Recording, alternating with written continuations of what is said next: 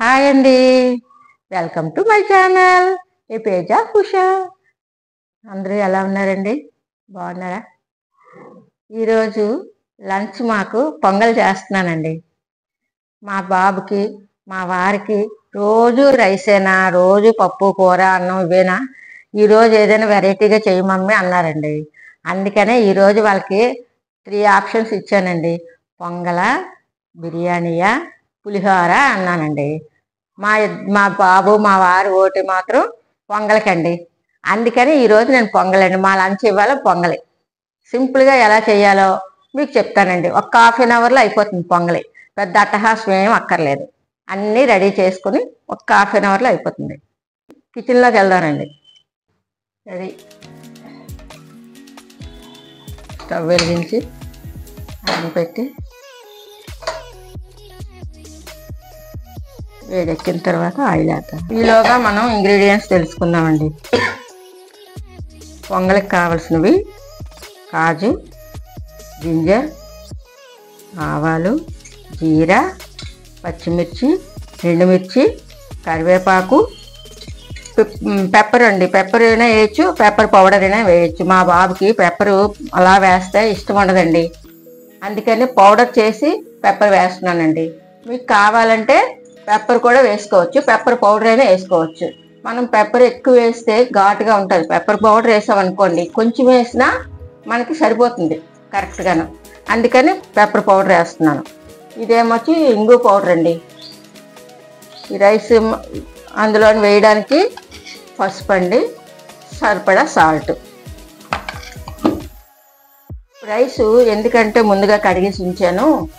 మనకి ఆయిల్ వేడెక్కిన తర్వాత ఈ ఇంగ్రీడియంట్స్ వేస్తాం. అవన్నీ వేగుతున్నప్పుడు మనము ఈ కడిగిన రైస్ను అందులో వేయించామనుకోండి, ఈ తలక ఫ్లేవర్స్ అన్నీ రైస్కు బాగా పట్టి రైస్ మంచిగా ఉంటుందండి. అదే కడగకుండా వేస్తామనుకోండి, అప్పటికప్పుడు కడిగేసి వేసామనుకోండి, మంచిగా ఉండదు. ఒక ½ అయినా నానితేను మంచి టేస్ట్ వస్తుంది, వేరం ఉడుకుతుంది కూడాను. ఈ ఫ్లేవర్స్ అన్నీ వేరం పట్టుకుంటాయి. సరేనండి, వేడెక్కింది.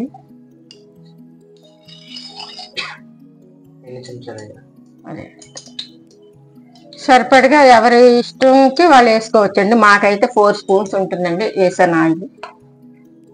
4 స్పూన్స్ ఆయిల్ వేసిన తర్వాత కొంచెం వేడెక్కాక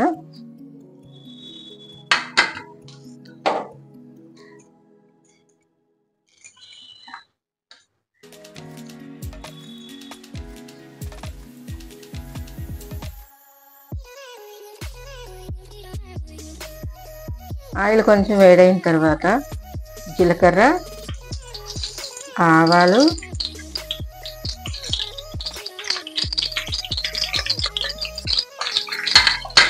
కరివేపాకు.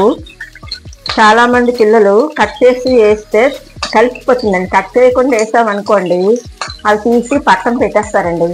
అందుకని నేను కరివేపాకుని ఇలా కట్ చేసి వేస్తున్నానండి. కట్ చేసి వేస్తే ఫ్లేవర్ బాగా పడుతుంది, మనకు తీసేయడానికి అవకాశం ఉండదు. ఎవరైనా రైస్తో కలిపి తినేయచ్చు, పొంగల్తో కలిపి తినేయచ్చు. అందుకని నేను ఇలా చేస్తున్నానండి.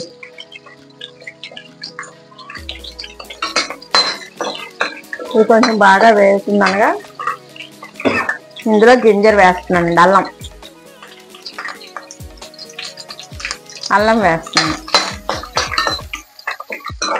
అల్లం కొంచెం వేడెక్కిన తర్వాత అల్లం వేయించుందనగా కాజు వేస్తున్నానండి. కాజు కొంచెం వేగాల. కొంచెం వేగిన తర్వాత ఇగోటండి ఘాట్లు పెట్టుకుని పచ్చిమిర్చిని ఘాట్లు పెట్టేసి ఇలా ఉంచిన పచ్చిమిర్చి అండి. ఇవి పెప్పర్ వేస్తున్నాం కదండి, ఎక్కువ కారం అక్కర్లేదు. పచ్చిమిర్చి ఇలాగ వేస్తున్నానండి. ఇది వేగిన తర్వాత 2 ఎండుమిర్చి అండి.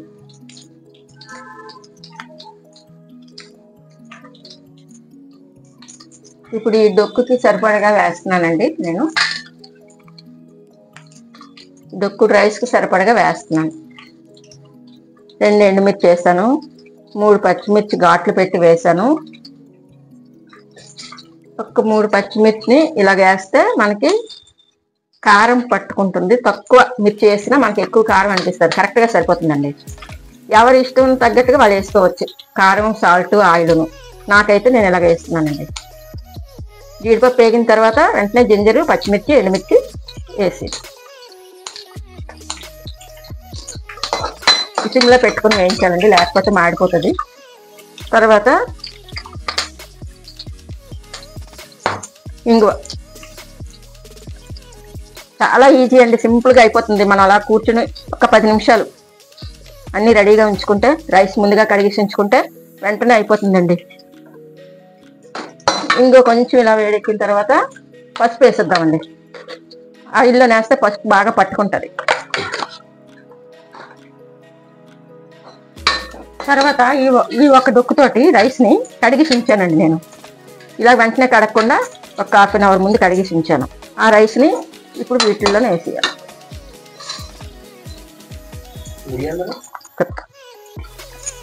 మనం మిరియాలు వేయాలంటే ఇప్పుడు వేసుకోవచ్చండి. నేను ఆల్రెడీ వేయించి ఉంచిన మిరియాల పొడి అండి ఇది. ఈ మిరియాల పొడి ఆల్రెడీ వేయించి ఉంచిన మిరియాల పొడి. ఆల్రెడీ వేయించి ఉంచిన మిరియాల పొడి అండి నేను వేసేస్తున్నాను. ఈ రైస్కి ఈ మిరియాల పొడి సరిపోతుందండి. 1 స్పూన్ మిరియాల పొడి వేసాను. ఇప్పుడే పెసరపప్పు 1 డొక్కు బియ్యానికి 1/2 డొక్కు కన్నా కొంచెం పెసరపప్పు అండి ఇది నానబెట్టేసాను. 1 అవర్ అయింది. 1 అవర్కి ముందు పెసరపప్పుని కడిగేసి ఒక ½ గ్లాస్ వాటర్ వేసి నానబెట్టాను. ఇప్పుడు రైస్ వేసిన వెంటనే పప్పు కూడా వేసేయాలి.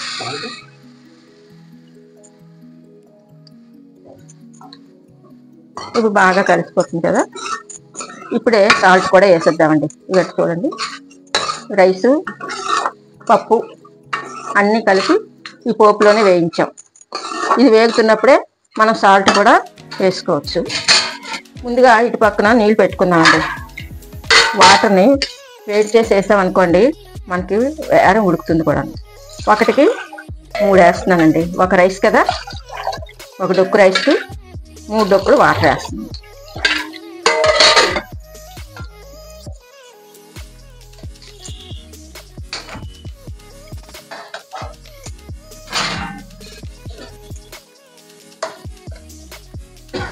ఇప్పుడు ఇది వేగుతుంది కదా. ఇప్పుడు సాల్ట్ వేసుకుందామండి. ఒకసారి పోపు బాగా పడితే సాల్ట్ వేసుకున్నాం అనుకోండి.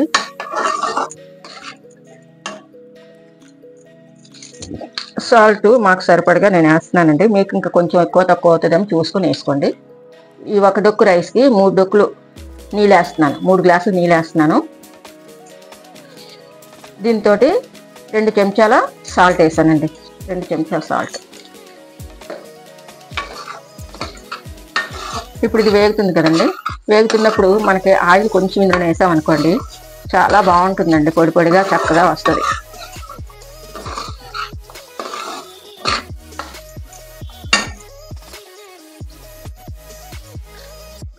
ఆయిల్ నీళ్ళ వేగుతున్నప్పుడే మనం ఇలా వేసామనుకోండి 1 స్పూన్ సాల్ట్ అన్నీ వేసామండి. ఇంకేం పెండింగ్ లేదు. 1 వాటర్ వేసేస్తే మనకి 1 పావు గంటలో అయిపోతుందండి. ఇది వేగుతుంటుంది. 2 నిమిషాలు ఆగాలండి. ఇంకా చూడండి, ఇప్పుడు కొంచెం వేగింది కదా. ఇందులోని పోపుల్లోని అంతా బాగా వేగింది, రైస్ను, పప్పును. ఇప్పుడేమో మనం వేడి నీళ్ళు పక్కన మరిగించుకున్నాము. 1కి 3, 1 గ్లాసు బియ్యము, పప్పు అయితే 3 గ్లాసుల నీళ్లు. ఈ వేడి నీళ్ళు మరిగించేయడం వలన మనకి వేరంగా ఉడికిపోతుంది. బియ్యం నానిపోకుండా బాగుంటుంది. ఇది పొంగల్ని మనం నెయ్యితో కూడా చేసుకోవచ్చండి. నెయ్యి, ఆయిల్ కలిపి కూడా చేసుకోవచ్చు. కానీ ఎండలు ఎక్కువగా ఉన్నాయి కదండి. ఎండలు ఎక్కువ అవటం వల్ల దాహం బాగా వేసేస్తుందండి. అందుకనే ఉట్టి ఆయిల్ తోటే చేస్తున్నాను. మీకు కావాలంటే ఉట్టి నెయ్యితో కూడా చేసుకోవచ్చు, లేదా ఆయిల్ నెయ్యి కలిపి చేసుకోవచ్చండి. మాకైతే ఎక్కువ ఎండలు ఉన్నాయండి. మీకు ఎలా ఉన్నాయి ఎండలు? ఇవ్వటండి. ఇప్పుడు ఆయిల్ వేసాను. వేగుతున్నప్పుడు ఆయిల్ వేసాను. తర్వాత వాటర్ వేడి నీళ్ళు వేసాను. కొంచెం మరుగుతుంది కదా. 10 మినిట్స్లోనే మనకి పొంగల్ అయిపోతుందండి. ఇంకటి పప్పు నానబెట్టిన నీళ్ళు ఉన్నాయి కదా.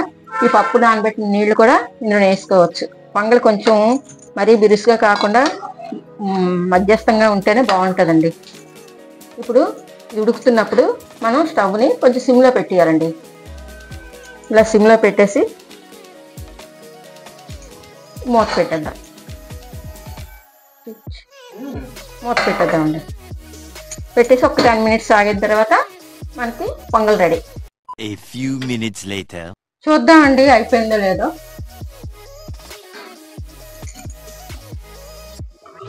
అయిపోయిందండి, బాగుందండి, బాగా వచ్చింది పొడి పొడిగా.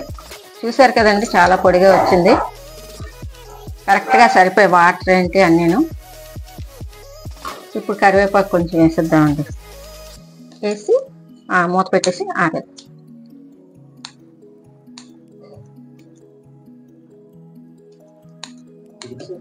ఇలాగైతే కరెక్ట్గా కట్ అవుతాయి గుండగా.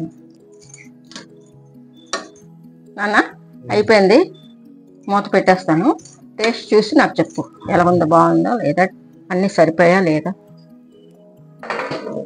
మూత పెట్టేసి ఆపేద్దామండి. కొంచెం టేస్ట్ చూసి చెప్పు, ఏంటి తగ్గిందా ఎక్కువైందా ఏం చెప్పేస్తే.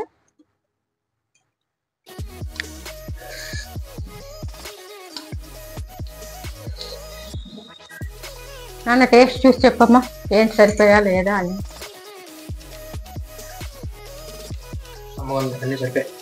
సూపరా? బాగుందా? మా వారు భోజనానికి వచ్చారు, వడ్డించిస్తున్నానండి. పొంగల్కి ఎవరికైనా నచ్చితే ఎవరి ఇష్టానుసారం వాళ్ళు కుర్మా కానీ కచంబరి కానీ ఏదైనా చేసుకోవచ్చండి. మాకైతే ఇందులోని ఆవకాయ కొంచెం పెడతాం, కొంచెం కాజు ఇష్టం కదా మా వారికి, కాజు ఎక్కువ ఇష్టం అండి, కనబడాల. టేస్ట్ చూసి ఎలాగుందో చెప్పండి.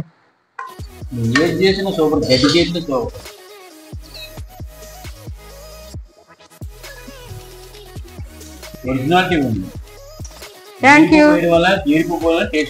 Thank you.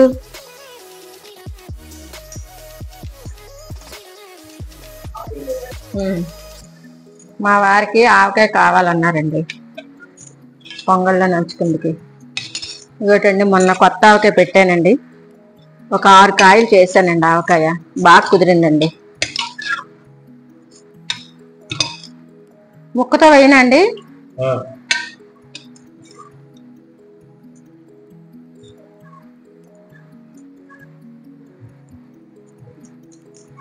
చూశారు కదండి నేను చేసిన పొంగలి కొత్త ఆవకాయ. మీకు ఎలా అనిపించిందో కమెంట్స్లో చెప్పండి.